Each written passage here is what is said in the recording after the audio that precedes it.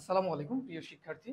আজকে আমরা শিখতে যাচ্ছি লসাগু কাকে বলে এবং লসাগুর পরিচয়, একই সাথে লসাগুর বেসিকটা বোঝার পাশাপাশি আমরা শিখব কিভাবে একেবারে শর্টকাটে লসাগু নির্ণয় করা যায়। তো চলুন শুরু করা যাক। আমরা দেখব আগে লসাগু কাকে বলে। ল সা গু লঘিষ্ঠ সাধারণ গুণিতক। তার মানে এখানে গুণিতক গুলার মধ্যে সবচেয়ে লঘিষ্ঠ। লঘিষ্ঠ মানে কি? লঘু মানে আমাদের হালকা বা পাতলা বা সবচেয়ে ছোট। তাহলে লঘিষ্ঠ মানে হচ্ছে সবচেয়ে ছোট। কিসের ছোট? ওই যে আমরা শুরুতে দেখলাম যে লঘিষ্ঠ সাধারণ। সাধারণ কি? কমন, যেটা দুটোর সবগুলোতেই থাকবে। লঘিষ্ঠ সাধারণ আর একটা গুণিতক। গুণিতক গুলোর মধ্যে যেগুলো কমন থাকবে, মিল থাকবে, সেইগুলোর মধ্যে আবার সবচেয়ে ছোটটা হবে আমাদের লসাগু। তো চলুন একটা উদাহরণ দিয়ে আমরা দেখি।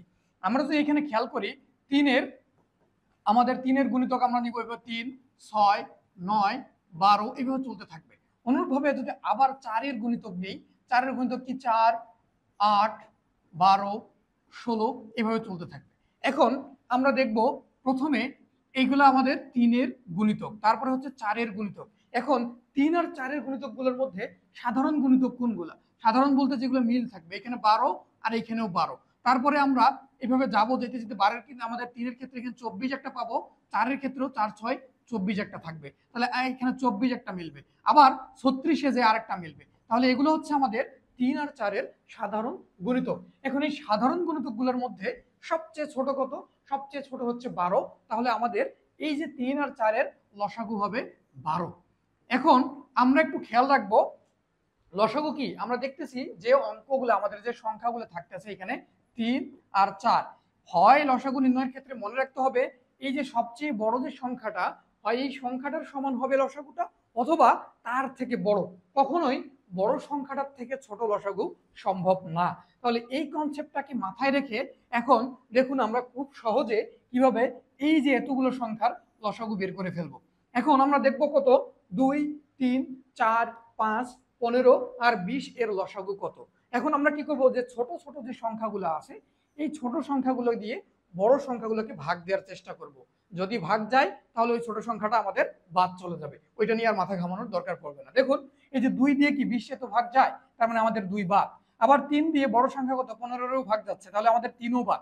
4 দিয়ে আবার বড় সংখ্যা 20 কেও ভাগ যাচ্ছে, তাহলে আমাদের 4 কেও এলিমিনেট করে দিব। তারপরে দেখুন 5 দিয়ে এখানে বড় সংখ্যা 15-কেই ভাগ যাচ্ছে, তাহলে 5ও বাদ। আমাদের নিতে হবে শুধু কার?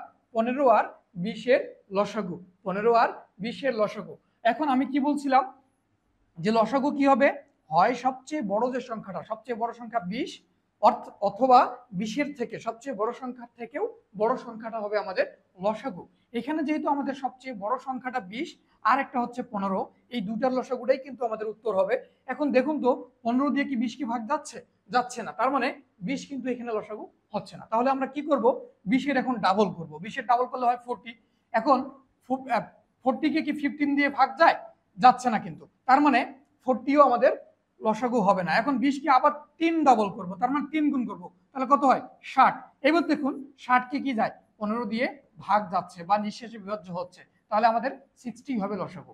এখন আমি যদি আরেকবার ওভারভিউ করি, কি করব? ছোট সংখ্যাগুলো দিয়ে আমরা বড় সংখ্যাগুলোকে ভাগ দেওয়ার চেষ্টা করব। যদি ভাগ যায় তাহলে ছোট সংখ্যাগুলোকে আমরা ইলিমিনেট করে দেব। ইলিমিনেট করে দেওয়ার পর আমাদের থাকলো কি? 15 আর 20।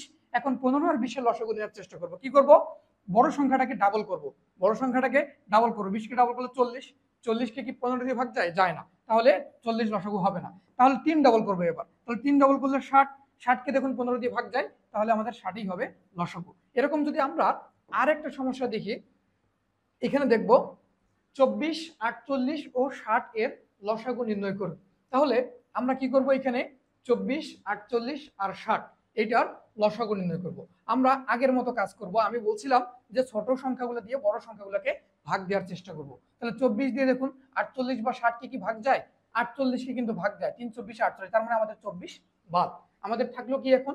48 আর 60 থাকতেছে। এখন আমরা কি করব? 48 আর 60 এর লসাগু নিব। তাহলে সরাসরি 48 দিয়ে 60-কে ভাগ দেওয়া যাচ্ছে না, তাহলে আমরা 60-এর ডাবল করব। 60-এর ডাবল করলে 120। 120-কে কি 48 দিয়ে ভাগ যায়? খুব সম্ভবত ভাগ যাচ্ছে না, আমরা দেখতে পাচ্ছি। 48 দিয়ে ভাগ দিলে আমি যদি 50 ধরে নামাতে পারি, 3 50 হয় 150, 2 50 100, মানে 120-এর আশেপাশে আসতেছে না। তাহলে আমরা কি করব? আবার ডাবল করব। আমরা কি করব? 360-কে আবার 3 গুণ করব, তাহলে 3 গুণ যদি আমরা করি 3 6 118।